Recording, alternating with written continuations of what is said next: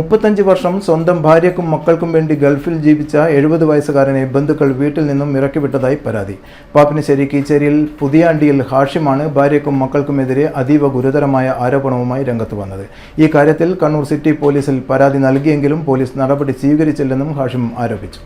എൻ്റെ പേര് ഹാഷിം പുതിയാണ്ടി. ഞാൻ 36 വർഷം ഗൾഫിലായിരുന്നു. അങ്ങനെ കണ്ണൂർ 2 നില വീട് വെച്ചു.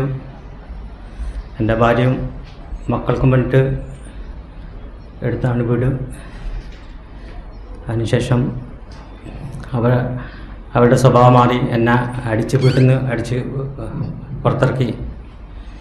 ഇപ്പോൾ യാതൊരു ഗതിയില്ലാതെ താമസിക്കാനും വീടില്ല. പലയിടത്തുമായിട്ട് ഇങ്ങനെ സഹോദരിമാരുടെ വീട്ടിലൊക്കെ ഇങ്ങനെ താൽക്കാലികമായി താമസിക്കുന്നു. പലയിടത്തുനിന്നും ഭക്ഷണം കഴിക്കുന്നു. ഒന്നും ജോലിയൊന്നുമില്ല. വളരെ വിഷമത്തിലാണ്. അതുകൊണ്ട് അധികാരികൾ എനിക്ക് എന്തെങ്കിലും ചെയ്തു തരണമെന്ന് വിനീതമായി അപേക്ഷിക്കുന്നു. എനിക്ക് 2019 സ്ട്രോക്ക് വന്നിരുന്നു. അങ്ങനെ കുറേ അനുജനും ജ്യേഷ്ഠനൊക്കെ സഹായിച്ചിട്ട് അങ്ങനെ ഇതായി അസുഖം മാറി. ഒന്നും കഴിയാത്ത വിധത്തിലായിരുന്നു. അതുകൊണ്ട് അധികാരികൾ എനിക്ക് വീട് തിരിച്ചു കിട്ടാൻ വേണ്ടിയിട്ട് എന്തെങ്കിലും ചെയ്തു തരണം.